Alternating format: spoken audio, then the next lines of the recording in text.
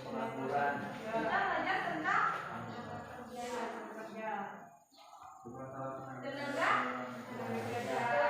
kerja. Sudah ya dijelaskan ya tentang tenaga kerja ya. Ada apa saja? Kita sudah mengenal tentang istilah-istilah dalam tenaga kerja. Sudah. Indikator tenaga kerja sudah. Nah, sekarang kita belajar tentang pengangguran. Pengangguran itu apa sih? Pengangguran tidak memiliki pekerjaan. Nah, di dalam tenaga kerja juga itu adalah termasuk gitu ya. Pengangguran itu termasuk di dalam tenaga kerja, di mana di dalam golongan angkatan kerja ya kan. Angkatan kerja juga bisa digolongkan dengan pengangguran. Mungkin yang kehilangan pekerjaannya di usia berapa angkatan kerja? 15 sampai 24. Lebih dari 15 tahun dan kurang dari 64 tahun. Nah, itu adalah angkatan kerja. Nah, sekarang Ibu mau tanya kepada kita semua bahwa bagaimana dalam suatu negara jika memiliki banyak pengangguran akan terjadi seperti apa di dalam negara tersebut?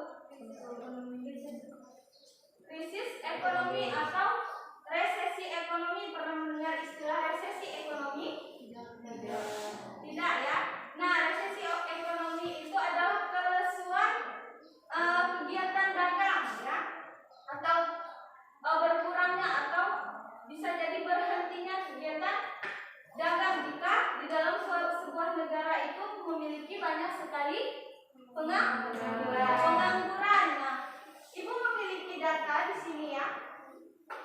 Data pengangguran di Indonesia ya. Lulusan SD ke bawah itu ada 31,13% ya. SMP ada 5,87%, S1 ada 6,97% dan SMA ada 8,55%. Nah, itu dari data Februari tahun 2021 ada 8,75 juta pengangguran yang ada di Indonesia. Karena apa? Karena mungkin kemarin ada terjadinya pandemi. Kita sudah mendengar bahwa banyak sekali tenaga kerja yang mungkin dipotong gajinya, mungkin jadi berhenti gitu ya.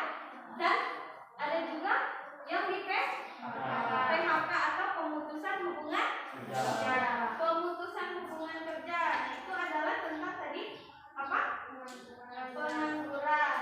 Nah, sekarang kita akan melihat jenis-jenis pengangguran. Ada di bukunya? Ya. Penyebabnya. Nah, ada yang bisa menyebutkan pengangguran berdasarkan apa? Sifatnya. Apa? Pengangguran terbuka ya. Selanjutnya setengah menganggur, pengangguran terselubung. Dan pengangguran terselubung itu tadi apa? Pengangguran berdasarkan sifatnya. Nah, pengangguran terbuka itu seperti apa sih?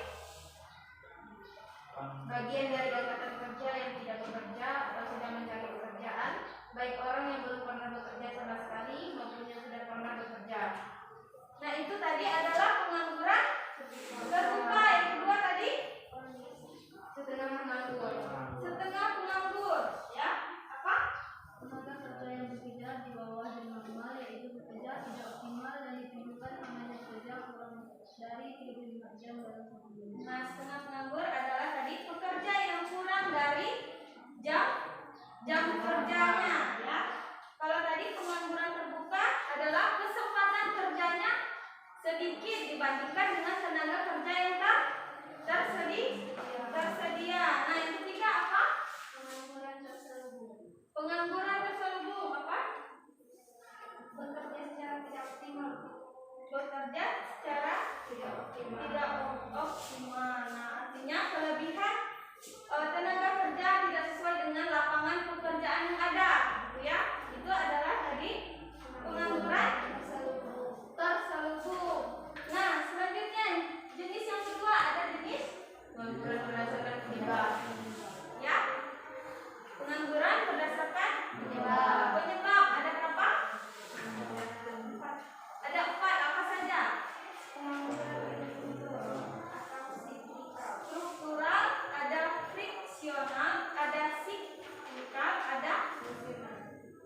musiman.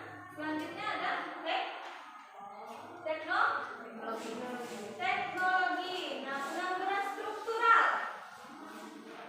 Apa itu pengangguran struktural? Terjadi karena perubahan struktur dan cara kegiatan ekonomi. Ya, karena adanya perubahan struktur dan cara kegiatan ekonominya. Ya, adalah perubahan struktur ekonominya, kan? Yang kedua ada pengangguran friksional, yaitu karena perpindahan tenaga kerja dari satu sektor ke sektor yang lain. Ya, itu adalah pengangguran friksional atau tidak ada titik temu antara pekerja dan kesempatan kerjanya, yaitu pengangguran friksional. Yang ketiga ada pengangguran siklikal. Ya, artinya apa? Pengangguran siklikal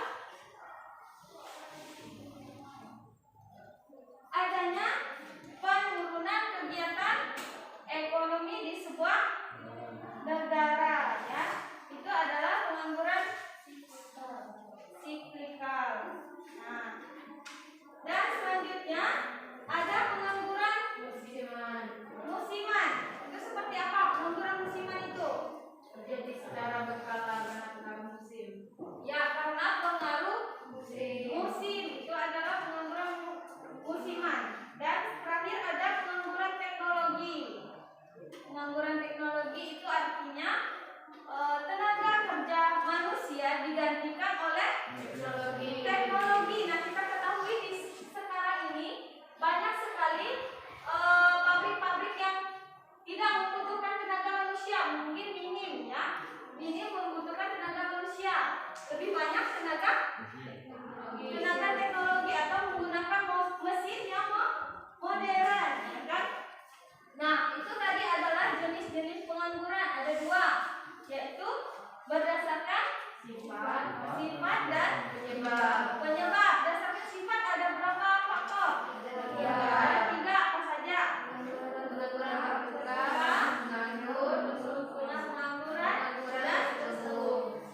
terselubung. Nah, yang kedua ada berdasarkan penyebab. Apa saja? Siklikal, pengangguran struktural, pengangguran friksional, pengangguran musiman, dan teknologi. Nah, itu adalah jenis-jenis dari pengangguran. Nah, ya. Nah, sekarang kita mengetahui dampak pengangguran terhadap pembangunan ekonomi. Nah, kita akan mengenal atau mempelajari tentang dampak pengangguran terhadap pembangunan ekonomi. Berdampak tidak? Sangat berdampak. Ada di bidang ekonomi, ada di bidang sosial, dan di pendidikan. Apalagi? Politik. Nah, dampak di bidang ekonomi apa saja sih? Dampak pengangguran di bidang ekonomi. Ekonomi tidak stabil. Ya, di dalam sebuah negara, dalam kita membangun perekonomian sebuah negara harus memiliki pendapatan yang baik, kan? Nah, jika terjadi banyak sekali pengangguran yang terjadi di dalam negara, maka pendapatan per kapitanya menurun. Nah, itu adalah terjadinya jika dampak pengangguran di bidang ekonomi. Jadi pajaknya tidak terbayar, ya kan? Misalnya kita kemarin sudah belajar mengetahui tentang pajak, ya kan? Pajak barang mewah dan sebagainya. Nah, jika pengangguran banyak, jadi pajak itu tidak terbayar. Kita ketahui bahwa biaya pajak adalah untuk pembangunan negara, ya. Yang kedua ada masalah dampak di bidang sosial. Apa sih? Bagaimana sih dampak pengangguran terhadap pembangunan ekonomi di dalam bidang sosial?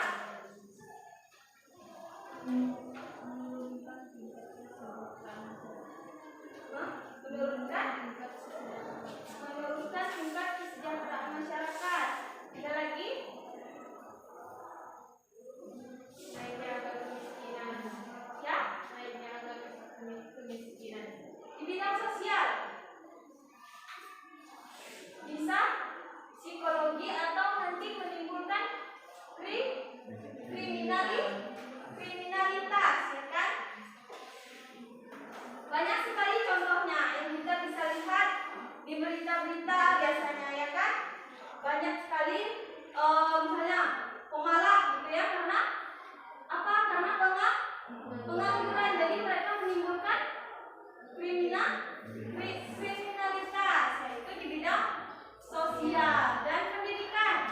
Pengangguran. Banyaknya masyarakat yang putus sekolah, tidak bisa membayar uang sekolah, jadi tidak bisa bersekolah. Dan apa lagi? Politik apa? Mengurangi kejumlahan negara. Oh ya, di bidang politik juga pengangguran itu termasuk juga dampak yang sangat buruk di dalam bidang politik. Nah, itu tadi kita sudah mendengar mengetahui dampak pengangguran terhadap pembangunan ekonomi, ya kan? Ada tadi ekonomi, sosial, pendidikan dan politik, ya. Itu tadi dampaknya. Nah, sekarang kita mengetahui kebijakan pemerintah mengatasi pengangguran. Nah, di dalam UTS mid semester kemarin sudah Ibu kasih pertanyaan, ada? Masalah apa? Masalah ekonomi, ya kan? Nah, siswa-siswi banyak sekali yang mengatakan bahwa tentang pengangguran. Nah, apa peran pemerintah dalam mengatasi pengangguran? Menciptakan lapangan pekerjaan. Misalnya Ya.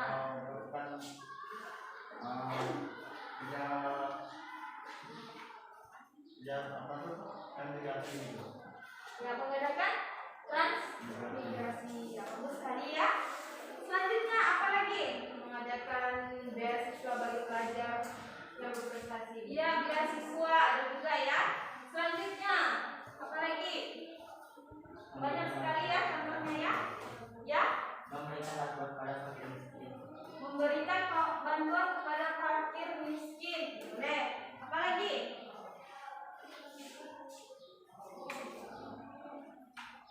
Menciptakan lapangan kerja. Ya, tadi sudah disebutkan ya. Menciptakan lapangan pekerjaan, terus mendirikan tempat pelatihan, ya, seperti kursus. Itu adalah mendirikan tempat pelatihan yang gunanya untuk meningkatkan kualitas tenaga kerja. Ada lagi? Memberi kredit dengan persyaratan mudah dan bunga ringan. Ya, atau program kredit usaha rakyat atau kita bisa biasanya dikenal dengan KUR. Ya, pernah dengar? Oke, dan selanjutnya adalah PNPM. Pernah dengar PNPM? Nah, itu adalah kebijakan pemerintah dalam mengatasi pengangguran di negara Indonesia ini, ya. Nah, itu tadi adalah kebijakan pemerintah mengatasi pengangguran. Nah, sekarang kita mengetahui upaya meningkatkan kualitas tenaga kerja. Nah, upaya meningkatkan kualitas tenaga kerja banyak sekali caranya ya. Apa tadi? Pelatihan, ya. Apa lagi? Meningkatkan kualitas pendidikan, ya. Terus kesehatan. Selanjutnya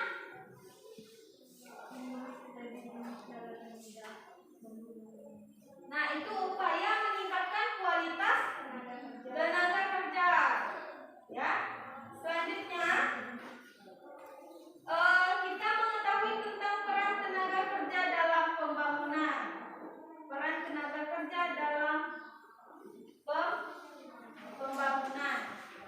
Ada di bukunya? Oh, ya, kita mengenal tentang peran tenaga kerja dalam pengangguran. Nah, kita mengetahui perannya, ya. Yang pertama ada memperdayakan atau mendayagunakan tenaga kerja secara optimal. Itu adanya tenaga kerja diperdayakan secara optimal dan manusiawi, ya kan? Tidak bekerja seperti orang pada masa zaman dulu, ya kan? Kerja paksa, ya kan? Nah, peran dalam pembangunan, dalam peraturan di dalam tenaga kerja, memperdayakan tenaga kerja